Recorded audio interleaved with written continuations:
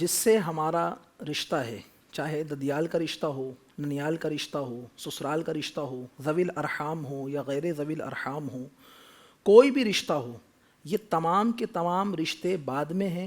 سب سے پہلے اللہ اور اس کے رسول سے محبت کا رشتہ ہے. واہ واہ واہ. سب سے پہلے جو ہمارا کسی سے رشتہ ہے وہ دینداری کا رشتہ ہے.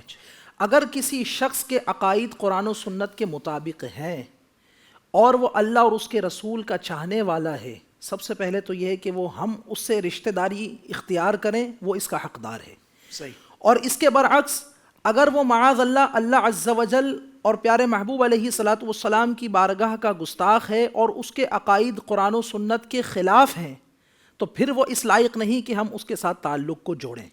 اس کے ساتھ تعلق کو اور محبت کو ختم کرنے کا حکم ہمیں قرآن کریم نے دیا ہے. اللہ اکبر. ایک تو قرآن کریم نے ہمیں حکم بھی دیا ہے، اور پھر ہم نے صحابہ کرام کی زندگی میں دیکھا کہ صحابہ کرام اس آیت کا عملی نمونہ بھی بنے.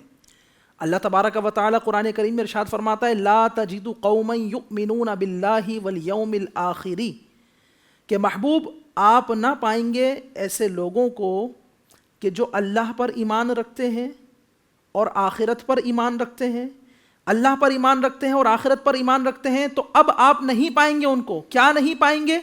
یوادون من حاد اللہ ورسولہ، کہ وہ ایسے لوگوں سے محبت اختیار کریں جو اللہ اور اس کے رسول کے دشمن ہیں. اللہ اکبر. یعنی اللہ پر جو ایمان لانے والا ہے، جو مسلمان ہے، مومن ہے، ہرگز وہ اللہ اور اس کے رسول کے دشمنوں سے محبت قائم نہیں کرے گا. بالکل صحیح. اور پھر آگے فرمایا، یہاں تو ہم باہر کے لوگوں کے ساتھ اپنے تعلق کو بحال کرنے کے چکر میں لگے رہتے ہیں، لیکن قرآن نے کہا کہ جو اللہ اور اس کے رسول کا باغی ہے تو مومن کبھی اس سے محبت نہیں کرے گا. وَلَوْ كَانُوا آبَاءَهُمْ، اگرچہ وہ ان کے باپ ہی کیوں نہ ہوں.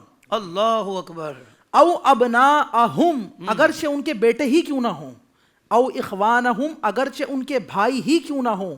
او عشیرتہم، یا ان کے کنبے قبیلے والے ہی کیوں نہ ہوں. صحیح. نہ باپ دیکھنا ہے، نہ بیٹا دیکھنا ہے، نہ بھائی دیکھنا ہے، نہ کنبہ، نہ قبیلہ، نہ خاندان، کچھ نہیں دیکھنا. بالکل صحیح. سب سے پہلے جو محبت کا اور رشتے کا معیار ہے وہ اللہ اور اس کے رسول کی ذات ہے. سب سے پہلے جو معیار ہے وہ قرآن و حدیث کی تعلیمات کے مطابق اس کے عقائد ہونے چاہیے. ہمارے یہاں بڑا المیہ ہے اس چیز کا، جب اپنی ذات پر بات آتی ہے تو نہ چھوڑوں گا، میں اس کی نسلیں تباہ کر دوں گا، اس کے خاندان کو ختم کر دوں گا، اس کا چہرہ نہیں دیکھوں گا، نہ اس سے سلام کروں گا، نہ اس سے کوئی تعلق قائم کروں گا. کیوں؟ میرے باپ کو گالی دی ہے، میرا مال دبا لیا، میری ماں کو گالی دی ہے، میرا فلاں مال چھین لیا ہے، مجھے یہ تکلیف دی ہے، مجھے گالیاں دی ہیں. لیکن دین کے معاملے میں معاذ اللہ جو صحابہ کو گالی دے رہا ہے اس سے بھی تعلق جوڑنا ہے. اللہ. جو اللہ اور اس کے رسول کا باغی ہے اس سے بھی تعلق جوڑنا ہے. تو قرآن نے کہا یہ مومن نہیں ہو سکتے. جو مومن ہیں وہ اللہ اور اس کے رسول کے دشمنوں سے کبھی صلح نہیں کر سکتے، اللہ. اگرچہ ان کے کیسے ہی رشتہ دار کیوں نہ ہوں. ہونا یہ چاہیے کہ ہم اپنی ذات کے لیے معاف کر دیں، اور الحب للہ والبغض للہ کے قاعدے کے تحت اللہ اور اس کے رسول کی خاطر دشمنی رکھیں. اور اللہ اور اس کے رسول کی رضا کی خاطر دشمنی رکھنا عبادت ہے، اس پر اجر ہے.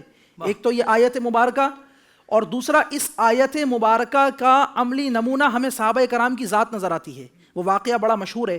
سیدنا صدیق اکبر رضی اللہ تعالیٰ عنہ، اسلام کے پہلے خلیفہ اور نبیوں اور رسولوں کے بعد سب سے افضل شخصیت، آپ فرماتے ہیں، وہ واقعہ بہت مشہور کہ حضرت عبد الرحمن بن ابو بکر رضی اللہ تعالیٰ عنہما عرض کرتے ہیں ابا جان جنگ بدر میں کافروں کی صف میں تھا، آپ مومنوں کی صف میں تھے، اور آپ کئی بار میری تلوار کی زد میں آئے مگر میں نے باپ سمجھ کر چھوڑ دیا.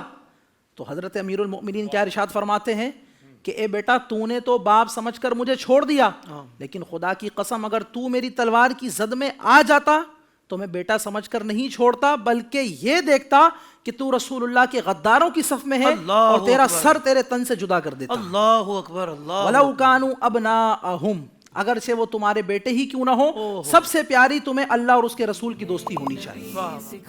زندگی کے تمام شعبوں میں دینی رہنمائی حاصل کرنے اور آخرت کو بہتر کرنے کے لیے ہمارے YouTube channel Islamic digital studio کو سبسکرائب کر لیں اور بیل آئیکن بھی پریس کر لیں. قرآن سے بھی ملاتا ہے.